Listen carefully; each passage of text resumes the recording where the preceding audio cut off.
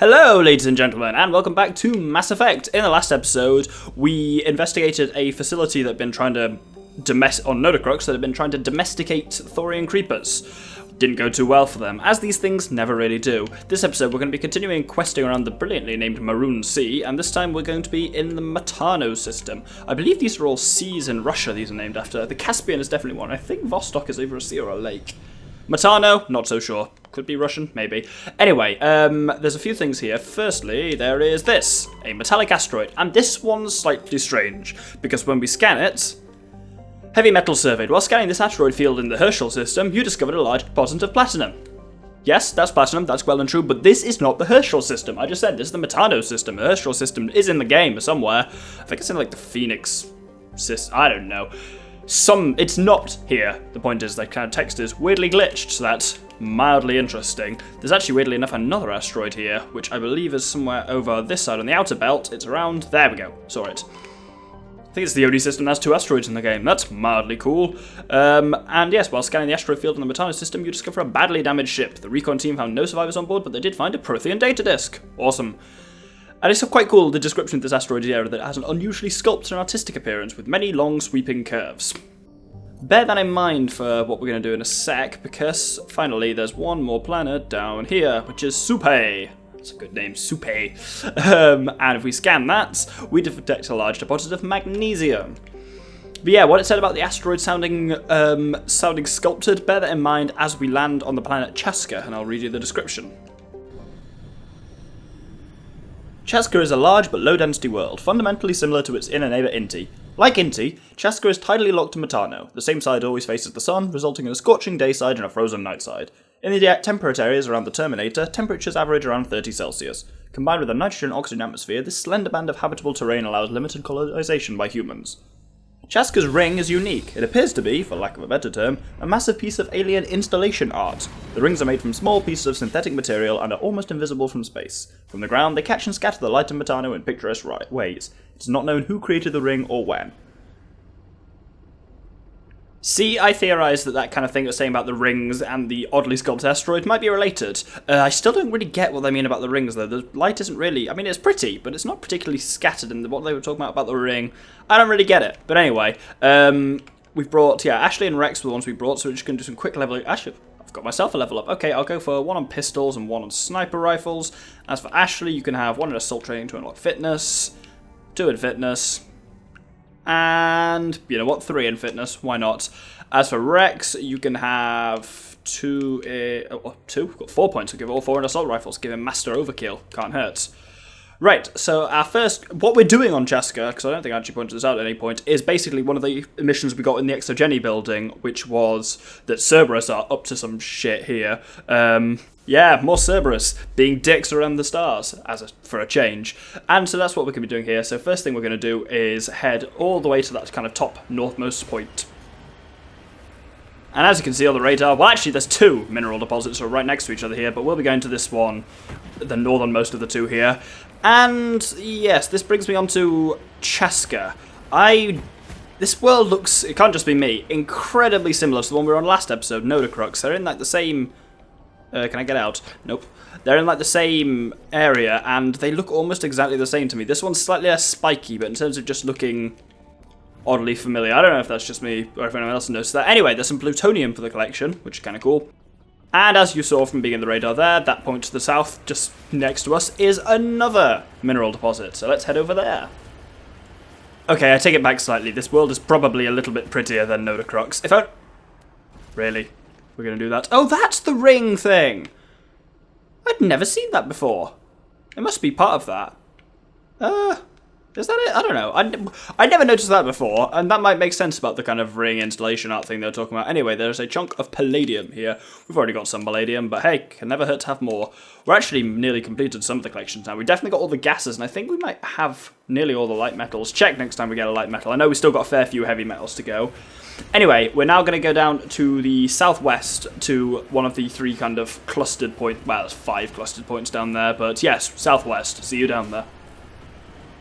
And on the horizon you can see our first target there. There's actually another building up there, which we'll be going to in a bit, and a third one through over there. You can kind of see all of them. And these are kind of the main parts of this mission. But we're going to start off with this particular building here. I've got a bad feeling about this. And she is right to have a bad feeling about this, because we nearly parked on a corpse. So that can't be particularly good. The reason that this is quite a potentially combat-heavy mission, so there's a reason why I've kind of brought these guys. I'm going to have them both on shotguns. Shotguns are probably best here. And yeah, let's enter in the building. Now, you can already see on the map, bad men, and indeed, the moment we open the door... Husks! Yay! You shouldn't have too much problem with these, especially, like, as you can see, Overkill just goes through and just watch your shields is the only thing, because Husks can kind of take your shields down and then surround you quite easily, but as long as you make sure your shields stay up, you'll generally be fine here. There's a surprisingly large amount of space to maneuver around, so you shouldn't really get trapped. I've taken most of them out myself, and I think there's only one more left that Rex and Ashley haven't taken out, which is this fellow here. Overkill, brilliant. I'll be on Master Overkill soon, and it's awesome. Oh, there we go. Oh, he blew up there. So, something is clearly not right here. This was described as a civilian structure, and it's entirely full of husks. There's not much for you in here, other than at this far end here are 3 secure storage lockers, which, oh, there's more stuff actually. Oh, there's an upgrade kit, which I'd forgotten about, and a wetware kit, which I'd also forgotten about. That's some cool biotic shit. Anyway, I'm just going to open these 3, and then I'll just show on screen what was in them.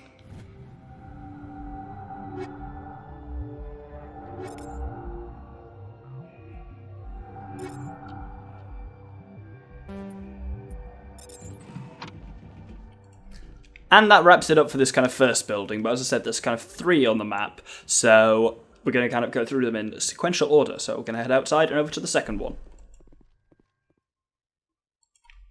So, the one that I'm arbitrarily defining as the second one is the one to the southeast from here. So you can just see it on the edge of the map. That one's got enemies around it, and indeed, whichever one you visit first will not have enemies around it, but whichever ones you then choose to visit second and third will. As for what the enemies are, oh, surprise. God, the entire colony must have been transformed. Cerberus, up to no good. Who would have thought about it? Yeah, this is going to be a husk-heavy episode. So, yeah, brace yourselves in. You can see a couple of those dragon's teeth over there, those devices that turn people into husks, so that's going to be fun. Let's enter into this second building. This building is actually the same layout inside. This is partly one of the things I mean when I talk about just kind of how repetitive some of the side missions are on this. Like, not only are they similar kind of concepts, but they take place in basically the same maps, and it's like, yeah. Nowadays, because it's even worse now, but basically when this came out, it was still pretty bad for people basically expecting a certain amount of time out of an RPG. Like, when you settle down to play an RPG, you want at least like 80 hours or something like that, apparently. And a lot of this game was essentially then just kind of filled in order to make up the kind of extra gameplay times, whereas at times it almost feels like grinding what you're doing, kind of going through all these side quests. But, hold on, what the? That's not a good sound. Let's just turn that off. Anyway, if there's 2 aid stations up here, just forgetting my medi-gel back to normal. I don't think I've even used any medi-gel, but anyway, there is a weapons locker here with some stuff in it, and that's all on the upper layer, but actually I kind of missed them because we were in the middle of the fight. But downstairs there's a few kind of crates and malfunctioning objects and all those kind of classic things, which aren't locked. There's a crate here, which has some kind of cool shit in it. Equalizer 5, ha, I have an Equalizer 6, and I've had it for like 10 episodes. That was totally worth splooging a large amount of credits on. I believe, yeah, over next to the door is a malfunctioning object, which contains polonium rounds, which aren't the best. They're like the pimped version of radioactive rounds. You may have noticed that kind of each round type has kind of a different name. When it gets above like level 4 or 5, usually like anti-armor rounds become tungsten rounds, anti-personnel rounds become shredder rounds, and stuff like that. Anyway, there is another kind of third building as part of this mission, the creepily but appropriately named UNC Colony of the Dead that we're doing at the moment. And it's on top of this large flat plateau here, which can be a bit of a bitch to get up to, so I'm going to cut to being up there to save you the pain. You'll also notice we're taking a bit of a weird zigzaggy route around this planet. Ooh, that's pretty. And that's partly because basically this planet does not really have... With most of the planets, the points tend to sit in a way that I can kind of plot one continuous straight route through it, and it's all well and good and very aesthetically pleasing. This world, unfortunately, because of the position of them, and the fact that I wanted to do all three of these buildings one after the other, rather than hopping off to do some rubble or some mineral deposits. But yeah, it does look kind of awkward that we kind of zig and zag around. Anyway, this is a different type of building, but it's that one we're really familiar with, the kind of generic science building that's used in every damn quest. The good news is we're almost over with the questing now. Basically, I expect this episode and the next episode will be side quests, but then we'll be back onto the main plot world, so we're going to go and do Novaria. So if you've been desperately hoping for that, don't worry, your wait is nearly over, we're nearly back to cool shit soon. Anyway, not that this isn't cool, but it's kind of, as I've said, repetitive. I'm going to die. Gotta watch your shields here. You can see they've just completely minced through them. But, like, Ashley's got shield boost and Rex has got barrier. I deliberately brought those two along because they're my kind of go-to combat lads. And also, lads and lass, if you will. And also, yeah, they're good with shotguns, stuff like that. Close quarters, fighting off husks. Can't be Ashley and Rex. Though, actually, they're also, Cajun and Liara are also quite useful in kind of close range because they've got kind of biotics for crowd control. Anyway, here's something weird. Come up to this room. It's completely empty. As in 100% completely empty. Yep, not sure how that happened. Not sure if it's supposed to be like that or whether that was some weird developer's cock-up. Anyway, if we come through here, there's a few things for us. There's all our kind of various presents. If we decrypt this, bleep, bloop, bleep. Then we get, ooh, a storm, that's quite a nice shotgun. Cryo-explosives. Some more amps and stuff like that. I'm going to have to do some serious upgrading off screen. And let's crack into this final one. This is normal decryption, so this might be slightly better. Oh. Hey, rail extension and tornado. That's kind of cool. Anyway, what we're really here for is this terminal.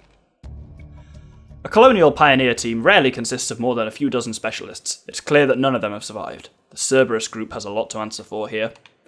And indeed, that's kind of how we conclude the quest. There's a malfunctioning object over here, which also helps us conclude the quest. But yeah, that's a very brief one. What's that taking? 12 minutes to do UNC Colony of the Dead. I'm just going to head outside, though, again, because there's still 3 more points of interest on the surface of Chaska, so I'll see you out there. So, continuing with the weird pattern I've been taking across this world, we're going to head pretty much due east to the kind of point that's a bit further out that way.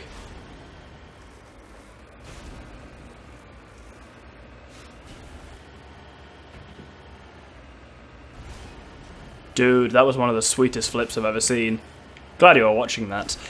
Anyway, if we just come up here, this is the point I want to go here, which is a mineral deposit. And it is a sample of, for a change, beryllium. That has literally got to be all the beryllium now.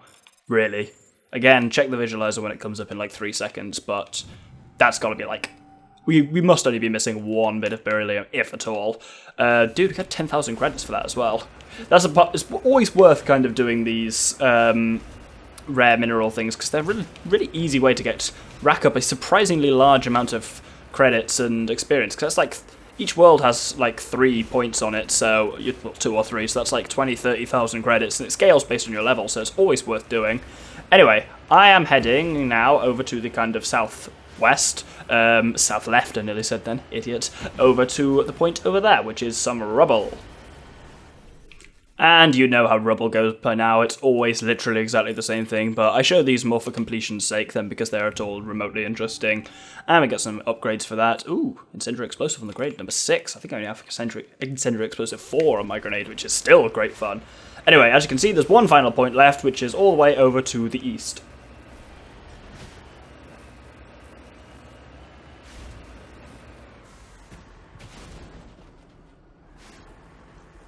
What the hell, game? You've trapped me in a damn hole. How the hell can I get out of... But this isn't fair. I'm completely trapped. There was just a perfectly circular hole in the ground. This isn't okay.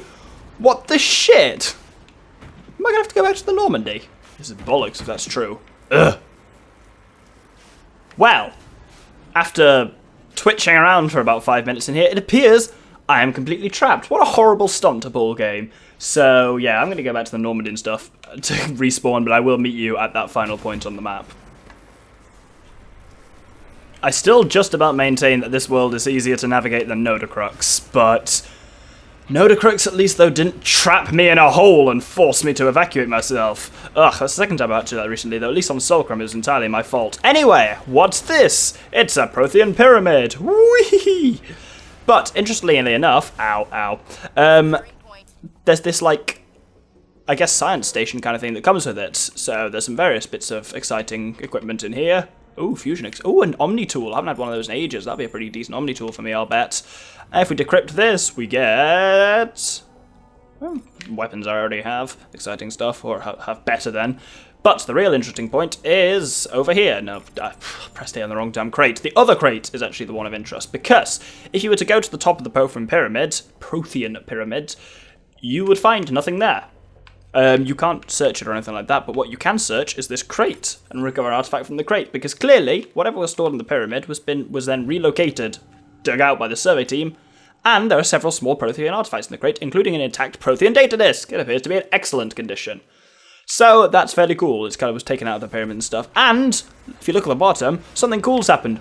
We have technically completed the quest. Prothean, which is the kind of collection of Prothean artifacts. Because there's 10 in total, we only need 7. And we've got 7, so that's that quest actually completed. Obviously, I'll still be getting the remaining 3 and showing on the visualizer when I get them, just to kind of, obviously, there's completion, but there's completion.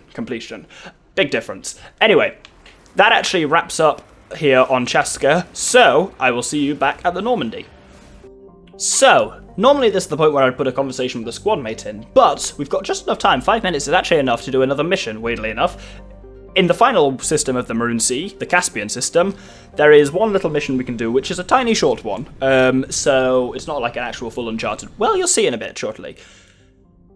There's a few other things we can do in this system first. There is this planet Antida, which we can scan.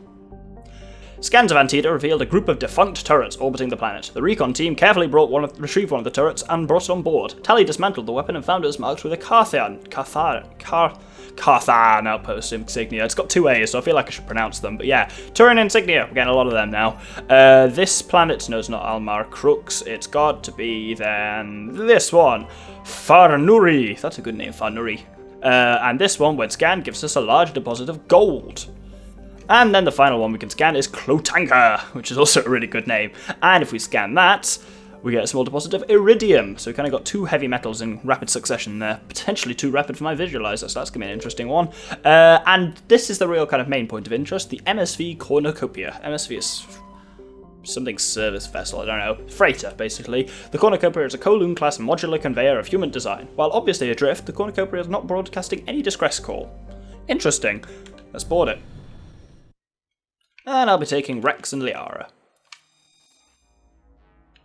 So, this brings us onto a mission. I'm firstly just going to quickly give Liara 1 point in lift, because I haven't used her for a while. And yes, this mission is UNC Derelict Freighter. There is no way to obtain it. You only get it by just finding this vessel and having to land on it. No one gives you this mission or anything like that.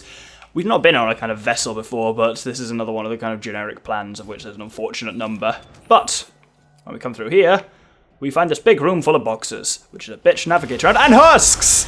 Yay! I wasn't kidding when I said this was going to be a husk.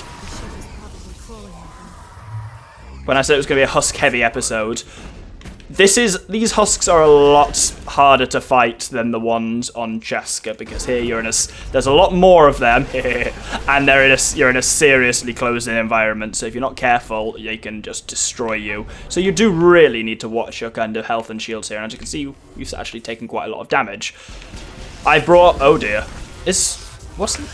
Yeah, I thought Liara was using a shotgun. I think she's still on shotguns from a weird hangover from Feros. We've lost all our shields, as you can see, so I'm going to shield boost myself. Those two don't really have any equivalent of it. Rex has barrier, but he's already used it. And you just kind of need to work your way through this unpleasant maze of husks. Oh god. Wow, a lot of things happened there. I think we're okay, though. We seem to be, yeah. My Medigel still needs to recharge, so we're kind of... I'm exposed at the moment, but there's only 1 husk left. Make that no husks left, because Rex just shot it. We've just about... oh, no. That was a lie. That was a lie. Oh, God. I was about to say when it... oh, dear. Right. I'm going to give myself immunity. This is a new power. Boink! And it means you take half damage. It's still not particularly useful, because we're about to be killed. Singularity! Hey! That might have just saved my ass by buying me tiny bits of time. Oh, I've got another marksman. Great. Yeah, I've talked, haven't I already? Yes, I have. You could answer that even if I hadn't. But yes, I've talked about mapping powers, but the ones I always tend to have mapped are my, like, weapon powers, because you can actually have those both mapped at the same time. So I have basically both assassination mapped to RB and, thingy, marksman. And so if I kind of use, basically if I'm using a pistol, tapping RB fires up marksman if it's ready, and it does that same with assassination if I'm using a sniper. So it's just a kind of nice little way of having both ready. A rail extension, that's kind of cool. A lot of dragon's teeth around, so no surprises what happened to the crew of this thing. I think we just killed them. Well, more put them out of their misery, to be honest. Being a husk can't be particularly pleasant. And on this side, there's a bit more kind of stuff. There's another malfunctioning object. Am I having to... Oh, I will have accidentally gone on the secure storage locker. Some stuff. Yeah, I was going to say, you never have to decrypt malfunctioning object. The whole point of it is it's malfunctioning. Anyway, if I come through here to the kind of bridge... Oh, dude, why would you have a glass bottom in a starship? That's just vaguely terrifying. Cool, but terrifying. Anyway, if we come to the kind of bridge, this is where the kind of, like, interesting shit is. Firstly, if we access this one, gives us free shit. And if we examine this one... According to the log files, the ship was out near the Perseus Vale. It seems they found an alien artifact of some kind. They brought it on board and then... This is odd, Shepard. They plotted a course straight into the Perseus Vale, as if they wanted the Geth to find them. What else did the log say? After that, the entries become confused, as if the captain's mind was degenerating. There is no mention of how the ship returned to human territory. The Geth turned them into husks, and left the ship where someone would find it, trying to show us what happens to organics dumb enough to enter the Veil. And there you have it. That is the entire mission, Derelict Freighter. Just a little kind of like one-off thing. And that's actually, in some ways, a lot more interesting than most of the kind of missions in this game, because it's not just the kind of explore a world and go through a generic-looking kind of thing. It's a bit different. Like, it's not obviously the most interesting quest ever, but it is different. So I'll certainly give it that as points in its favour. And that is pretty much just concluded for the episode. It's been like 21 minutes and I've got 2 quests done. And so that means I can confirm next episode will be our last episode of side questing. After that, we will be getting on with the plot worlds again, so that's good. And so yeah, I've been the Doctor with the Infamous Gentleman. As far as I'm aware, all these rooms are empty or you can't get into them, so it's not like we've missed anything. I've been the Doctor with the Infamous Gentleman. This has been Mass Effect. Next episode we'll be doing 1 or 2 more side quests, 2 I think. And then we'll be going on with the plot world. Thank you very much for watching, and good day.